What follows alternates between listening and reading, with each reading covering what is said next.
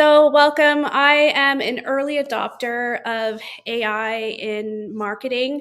I run a very lean team at Trufla, and there's a lot we have to do with limited resources. So, when the first iteration of ChatGPT came out, I was on TikTok, YouTube, I was on all the forums trying to figure out how can I use GPT 3.5 to help me not work 12 hours a day because work-life balance is essential. And how can we meet our content goals and deadlines without sacrificing that? There's a lot of demands in marketing, especially demands with good quality content, especially if you're on the B2B side. So I quickly realized that generative AI was not only letting me have my life back, but it was giving me pretty amazing results with our marketing campaigns. And then I was working with several different brokers, and I realized this is so easy to start implementing in your various different insurance marketing strategies, because most brokerages in Canada, you don't have a full stack marketing team. You don't have a graphic designer, a web designer, an SEO specialist, an ad specialist, someone doing your social media, someone running your email marketing. It's usually 2 or 3 people, maybe sometimes one that's kind of general, and you have to do everything all at once. And I'm usually that person. So let's get started. First of all, who am I?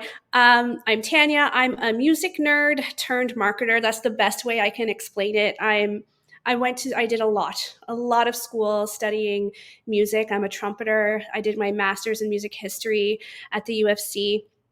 After I graduated, it became very apparent that you can't really get a job as a music nerd that pays the bills. So my family's in insurance, so I got my first job as a customer service representative at TD. I switched to Sharp Insurance, to sales, and then quickly moved into marketing, which combined my love of both being a research nerd and being hyper creative. And I spent quite a bit of time building up communications and marketing departments for the Sharp group of companies, Rogers group of companies, till I moved over permanently to just the InsurTech side. But I've still worked with the broker channel through the Canada Digital Adoption Program. So I love the broker channel. I love brokers. I was a broker, and anything I can do to take the workload off and help you guys grow, I will do it.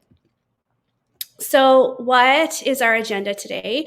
I'm going to give you a very quick introduction to AI in marketing. I'm going to throw some stats in there for you, and then I'm going to get you to prompt with me. And then I will go over some of the pitfalls with using generative AI. And then after that, I will open the floor to questions. So AI in marketing, these are really important stats to know.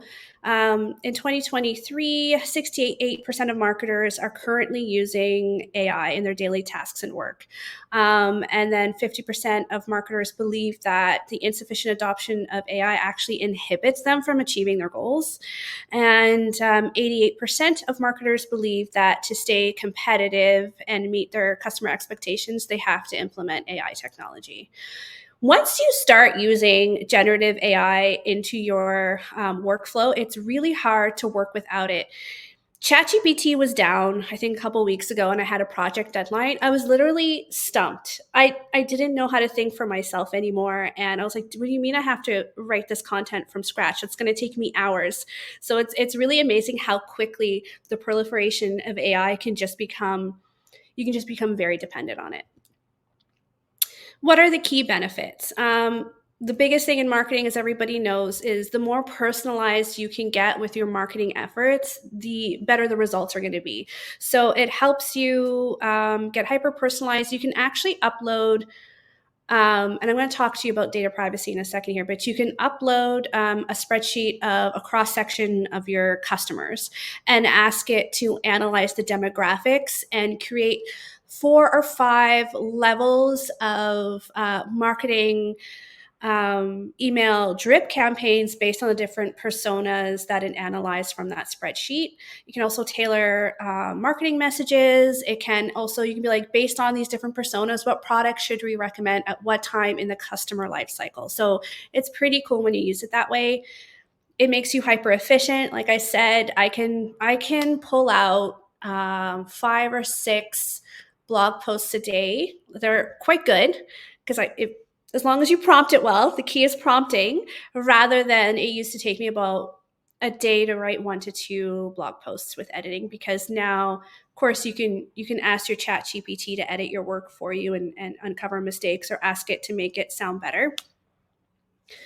Okay, the biggest part for me is the data-driven insights. So there are platforms out there that can analyze your customer database, give you recommendations, tell you where you're weak, where your strength should be in marketing.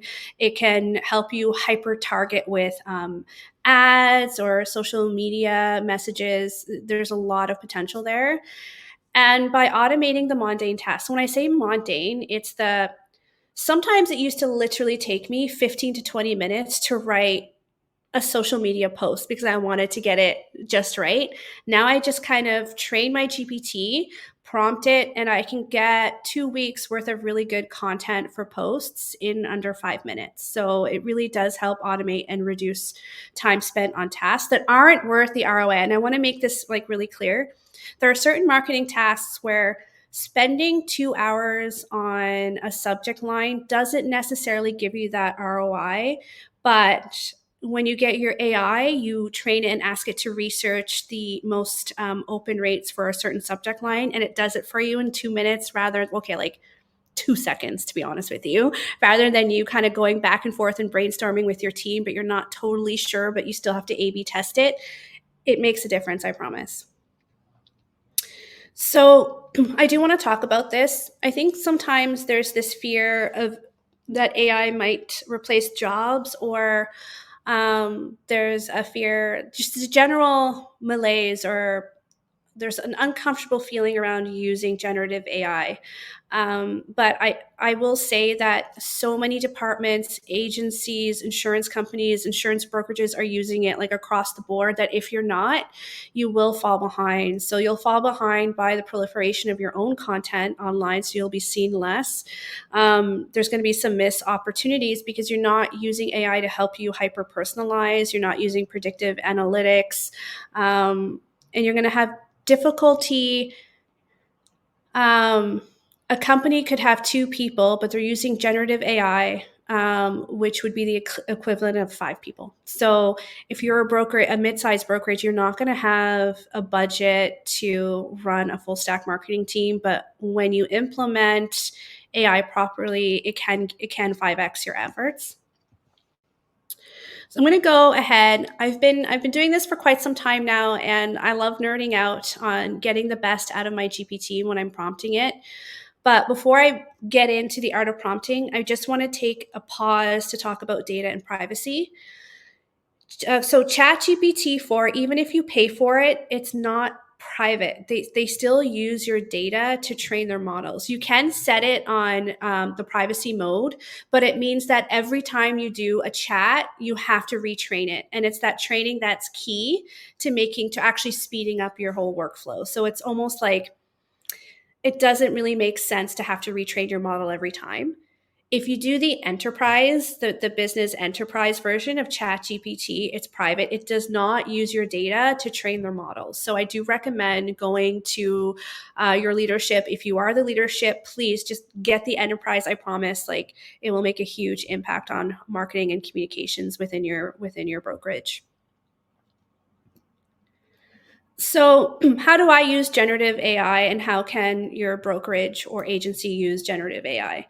I use it to create personas. I'll feed it, I'll download a customer list and feed it to my ChatGPT and ask it to create personas, or I'll test to see how well my website's doing by feeding the link from my website and asking it, give me 5 personas that this website's targeting. So I like to test out, make sure we're still doing well with our hyper targeting.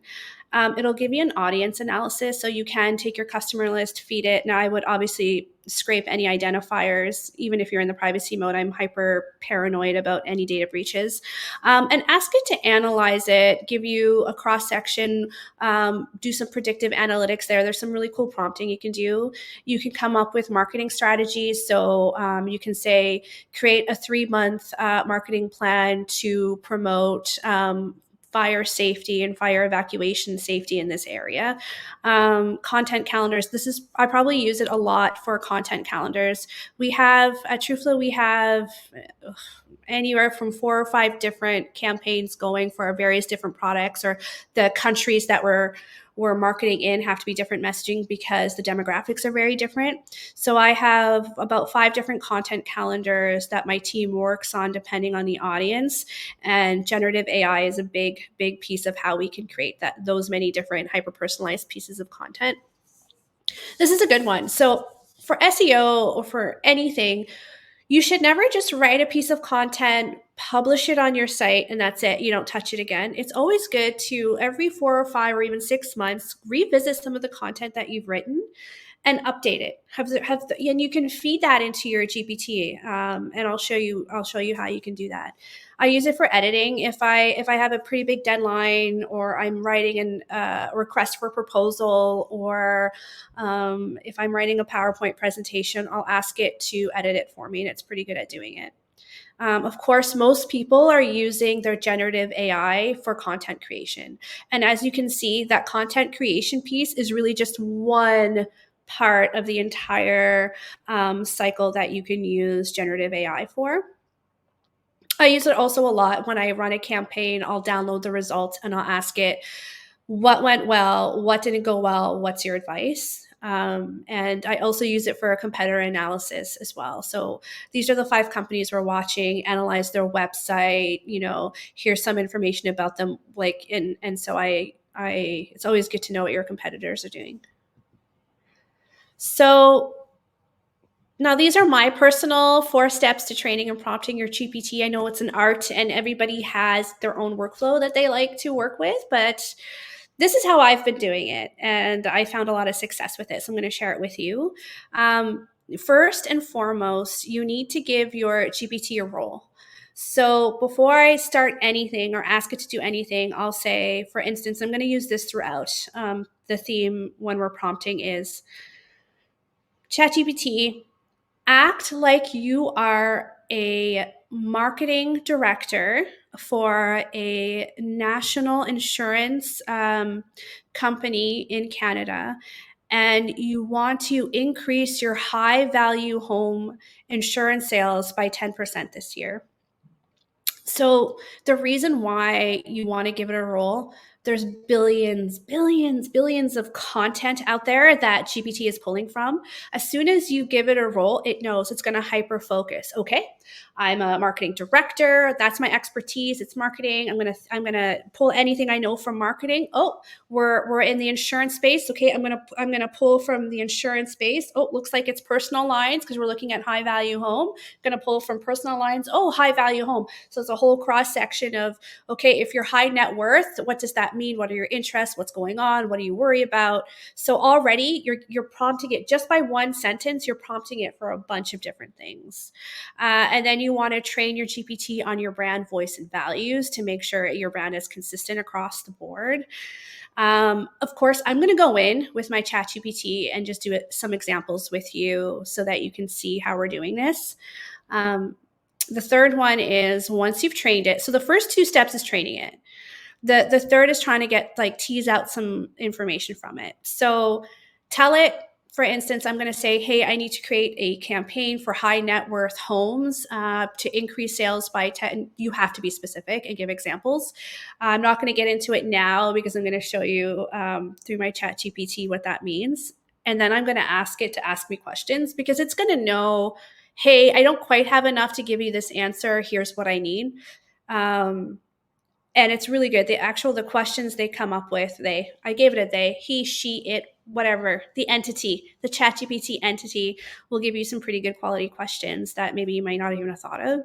And then after it gives you the results, that's when you refine its answers with more specific prompts and examples.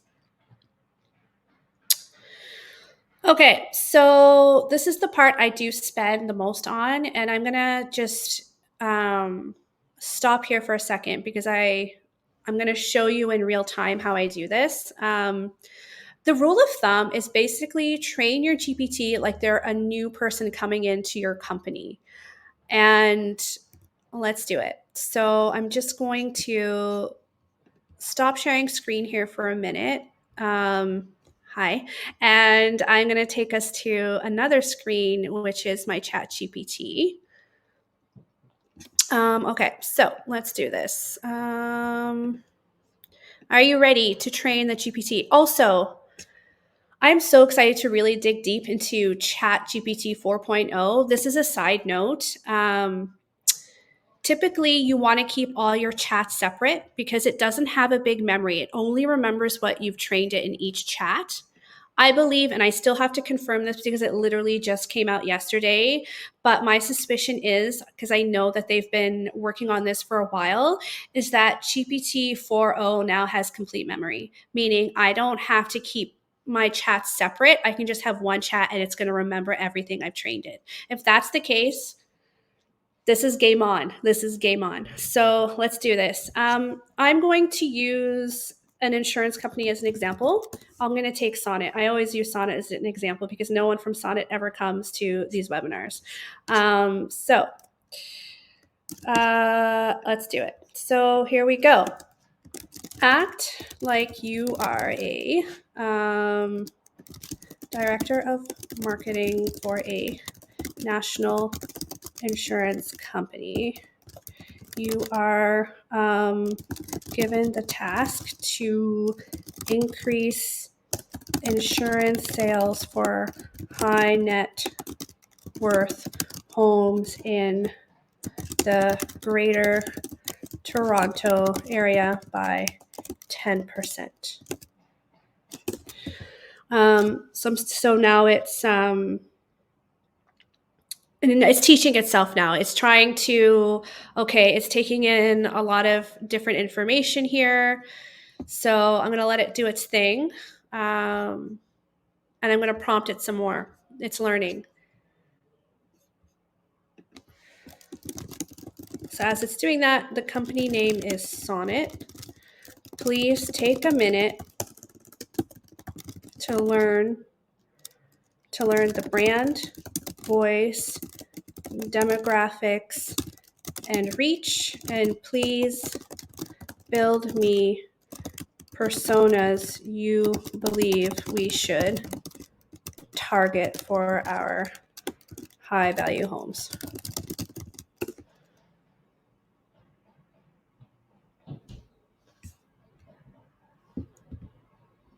Okay, so now it's reading the site.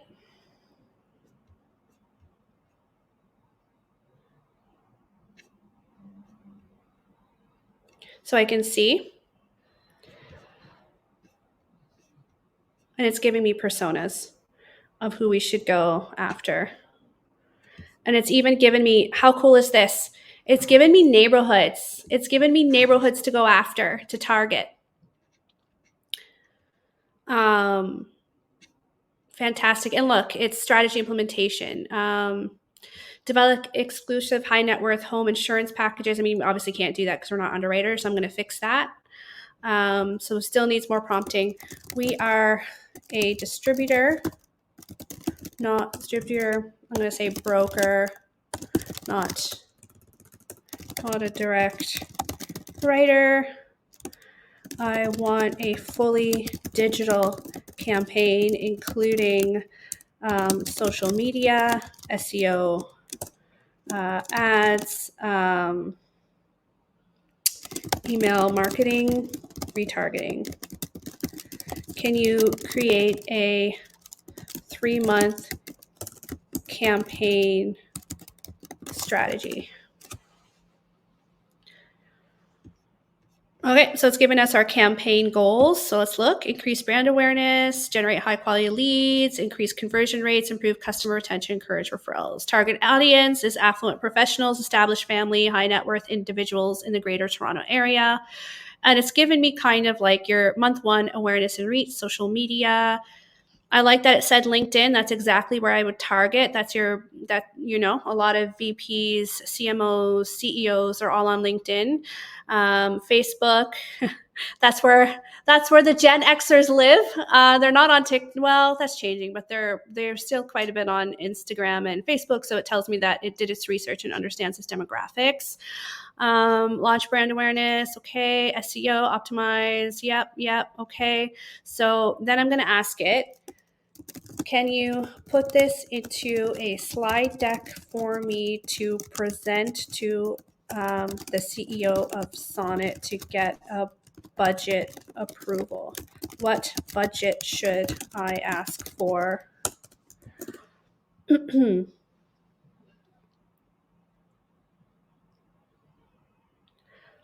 analyzing. It's going to take a minute. So I'm going really broad here for asking it for an overall campaign. And then, oh, look at that. Look at that. So here we go. Monthly budget allocation for digital campaigns, social media month. I mean, it's a little high. That's a little high, guys. That's a little aggressive. That's aggressive.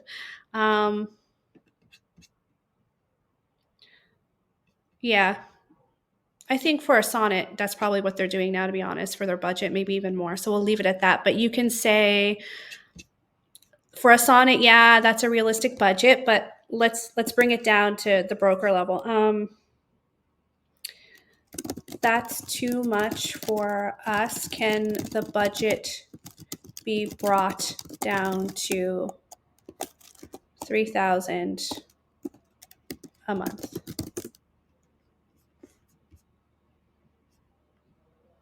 Oh, it also gives you the PowerPoint presentation, by the way.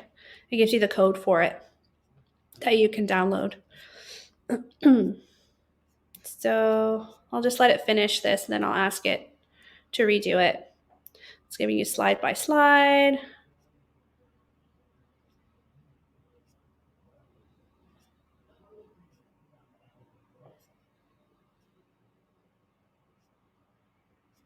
I cannot stress to you how long these slide decks for approvals used to take me. Okay, so let's ask it to redo the budget.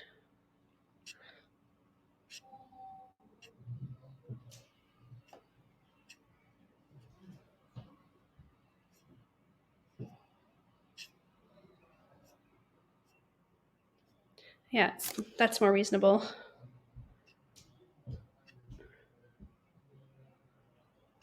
Okay.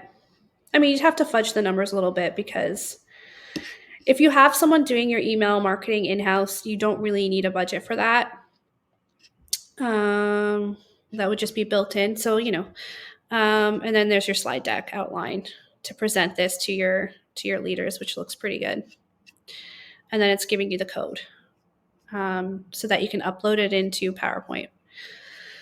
Okay, so I'm going to ask it to stop generating here, and then I'm going to ask it some more prompts. So now I want actual content. So I'm going to say, first of all, I'm going to thank it for its hard work, because you never know, the AI could be a real person someday. So thank you for your hard work. This is great. Now, let's get a social media content calendar, including the content for the posts. Can you provide this for me?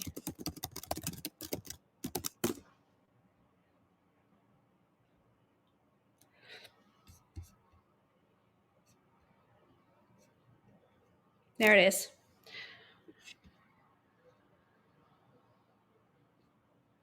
So it's yeah, that's not bad. Good. Throwing in a case study. I mean, I would throw in some testimonials if they have it, but it's not done yet.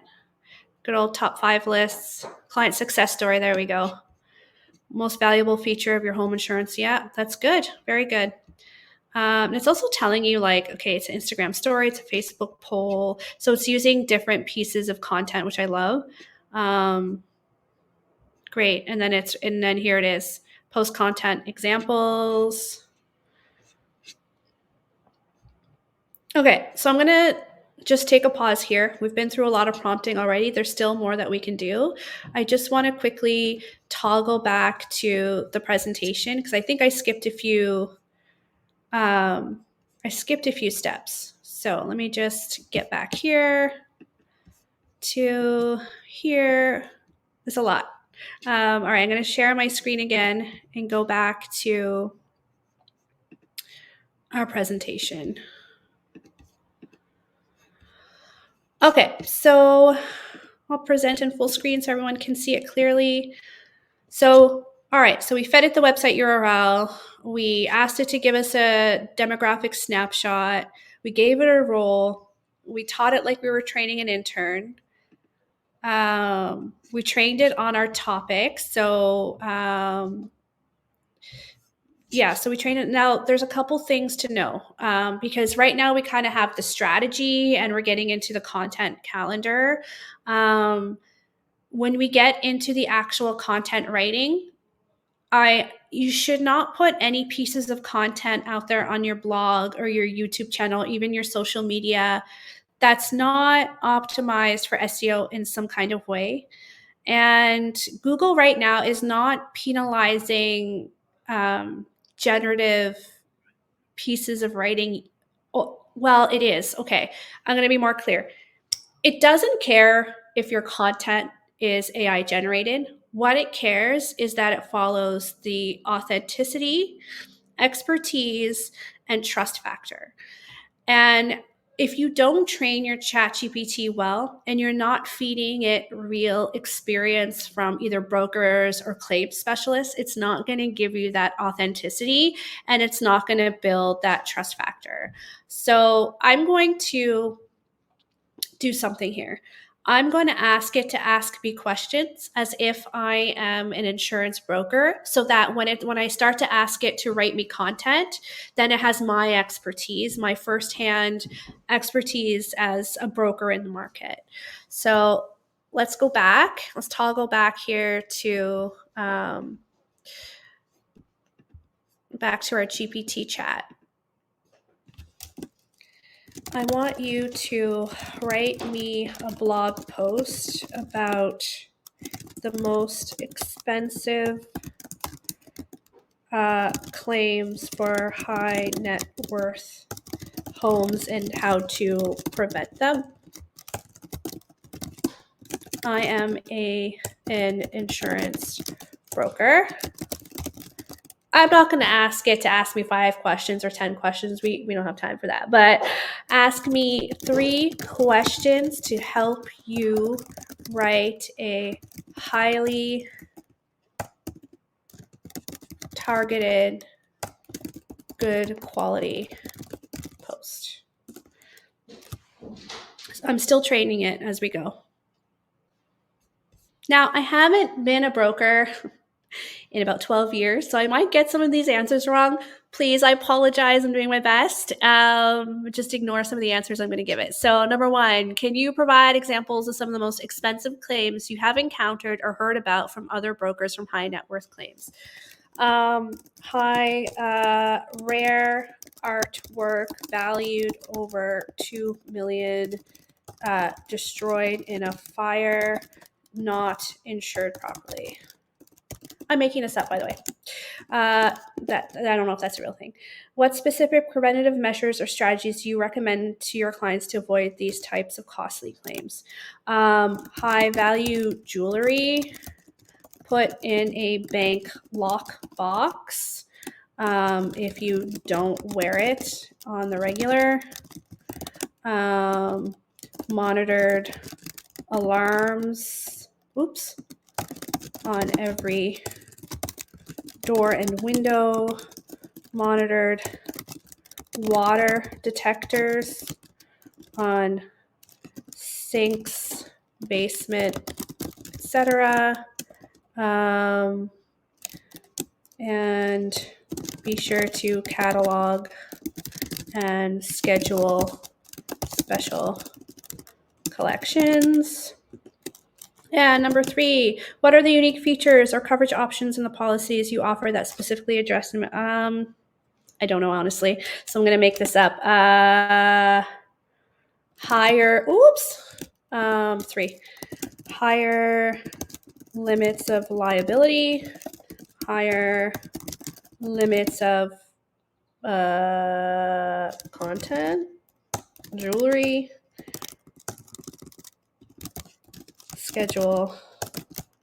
scheduling items. Sorry guys, I'm probably fudging this up, but let's see what we get.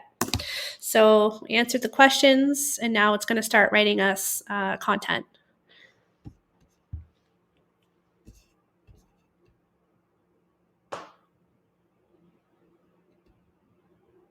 So it's writing it in the first person. So it's like really an interview style. These perform, by the way, interview style with a broker at your brokerage or a claims adjuster or a restoration company. That firsthand experiences, not only does it help you rank better in Google results, but it does get better click rates, engagement rates. So I do recommend you doing more of an interview style with some of your brokers. And it's so easy because, again, you can just ask them those 3 questions, plug it into your trained GPT, and it's done. Here you go. And there's your article.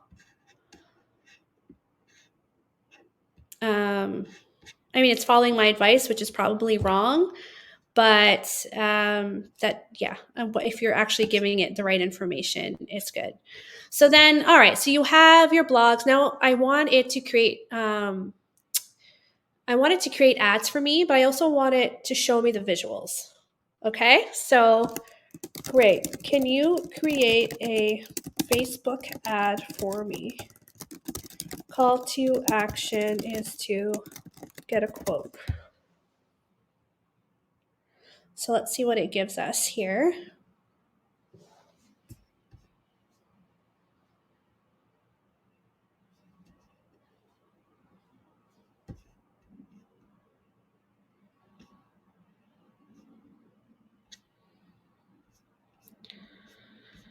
All right, it's giving me video ads as well.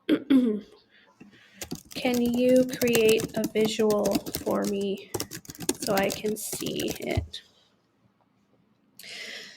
The visuals, I will warn you, it's not the best, but it's not quite there yet, but I still want to show you the features that it's going to come up with. As you can see from my presentation, I rely very heavily on Canva. Okay, great. Protect your luxury home. See, it's a little sketchy here. Get comprehensive coverage today. So you can actually now go in and edit the image. So I'm going to say, all right, look, let's get this tool a little smaller here.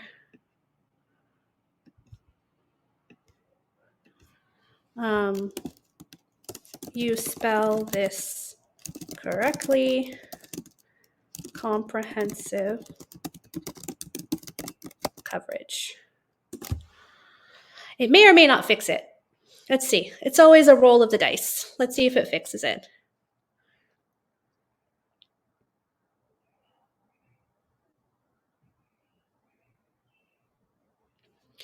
So it's just thinking about it.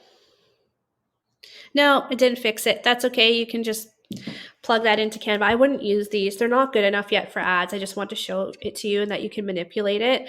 Can you change the brand colors to match Sonnet more vibrant, please? Can you also create a Google ad? So yeah, it does create images. It's not there yet. I say probably 6 months to a year. You know what? Maybe not. Things are going really fast now. It could even just be 6 weeks from now with the generative AI departments. So while that's generating, the next thing I'm going to do is show you. Oh, cool. Not quite. It looks very like, I don't even know. It looks like a movie poster. It's kind of scary. Not quite what we're looking for here. It's vibrant. Okay, so enough playing around. I do want to show you how I actually use Gemini along with our GPT. So I'm going to take that blog post it wrote me. I'm going to copy it. So ChatGPT is great. It generates content like good quality content better than Gemini. Gemini is 6 months behind ChatGPT, and in the world of AI, that's quite a bit of a lag. So their large language modeling isn't quite as good as we see in GPT. However, the research that I get out of Gemini when I'm researching a topic I'm a little unfamiliar with, and its ability to give me keywords that Google's looking for, is far superior to what ChatGPT can give me. So I'm going to go back to our session here. I'm going to stop sharing screen. Hello. And I'm going to show you Gemini and how I use it. Where did I put my Gemini? There she is. Okay. So let's do it. So now we're in Gemini. I am, oh no, you're right where I need you to be. Hide. I am writing a blog post for Sonnet Insurance. So Gemini can't digest links yet, so don't even bother. I'm writing a blog post for Sonnet Insurance. Ken on trying to sell insurance to high value homes.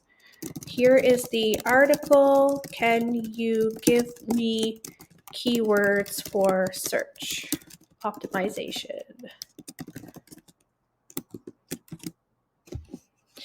Okay.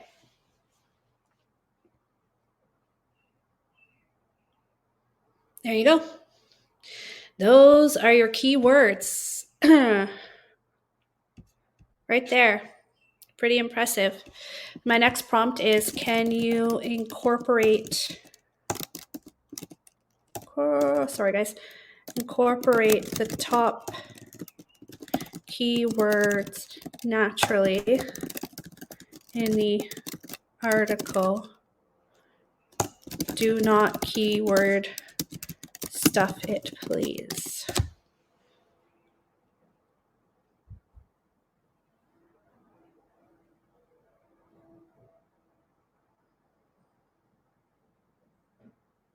There you go.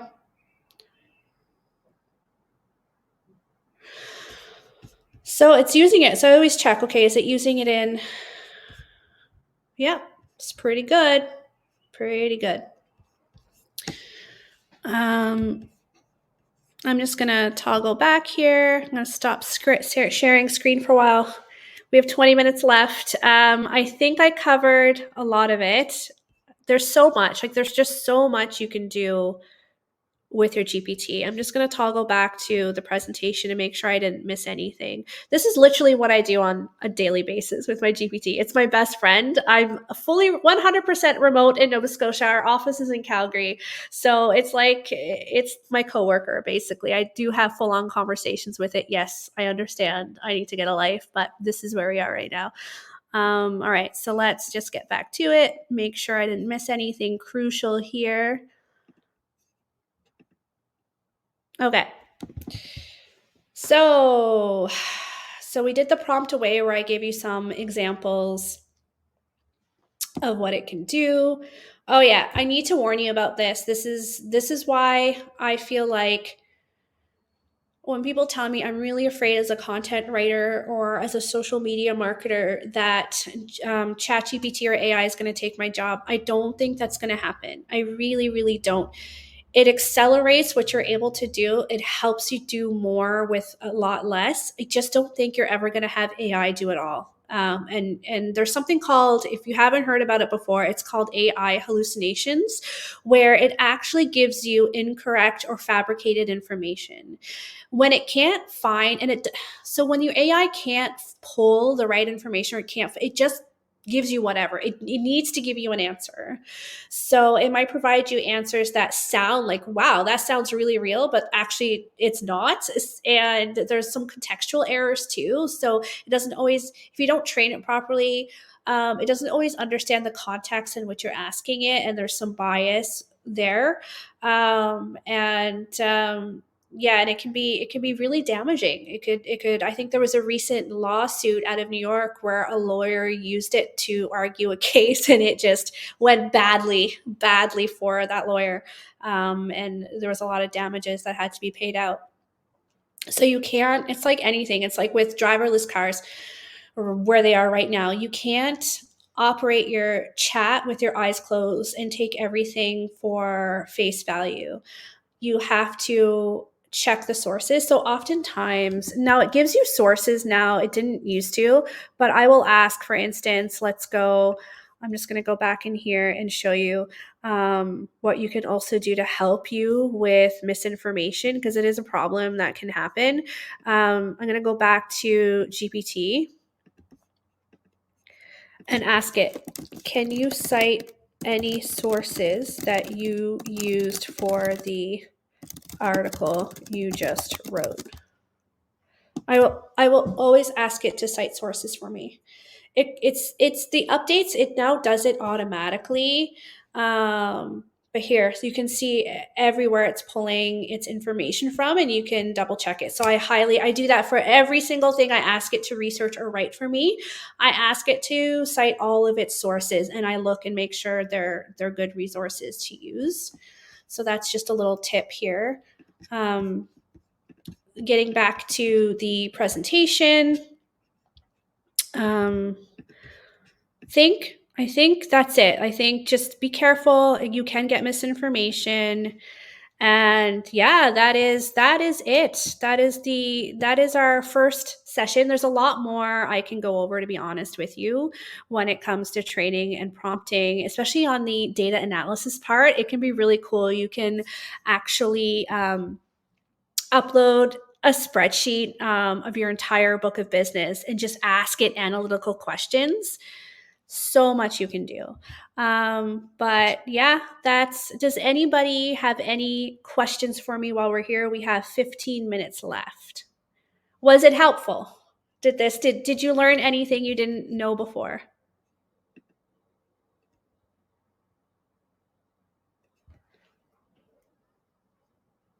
Thanks, Herb. I'm glad. I'm glad. Thanks, Natasha. Amazing. If you do have any questions for me, or you're working on a campaign and you need some help prompting, thanks, Stephanie. I appreciate that. Let me know. I might do a part two. I'm looking into ChatGPT 4.0, the update, and I want to see like what can it really do now that I wasn't able to do before. So I'll take a couple weeks with that, and I'll maybe do an updated one. I didn't even get a chance to go over crisis communications, which is like my favorite topic. But, especially with the fire season has started early this year, my heart goes out to everyone in Fort Nelson, Fort McMurray. And it's such a crucial time to be there for your clients. So, you can definitely train and use ChatGPT to really help with those emergency communications, building a landing page of resources on your website for those affected evacuees, where there's evacuation centers, information about their insurance policy and additional living expenses, social media posts will help you with that. So does 3.5 work this way? It doesn't. It's not as good. It doesn't use live information. It uses information from 2021. So you have to pay to get like more recent information. And it's also not private. So you can't really use any data that could potentially be harmful if it gets out there. That's a good question. It's $20 a month for the pro, and it's worth it. Like, it is. Yes, Mark. I'm gonna put a link up, and I'll also email you because you're on my list. I'll put a link up on LinkedIn, and I'll send you the link to watch. Mark, that's a good question. Thank you. Okay, thank you. That's it. I think we can leave it there for today. I know that Jen Pugsley from Goose Digital, we're going to be doing a how to increase your sales with a proper marketing funnel drip campaign in June. So watch out for that. It'll also involve some how you can use AI to help build that up and optimize it. So I'll let everybody know here when that's coming up. And I hope you guys have an amazing rest of your week. And again, reach out to me on LinkedIn or email me if you have any questions. Okay? Thanks for coming. Bye.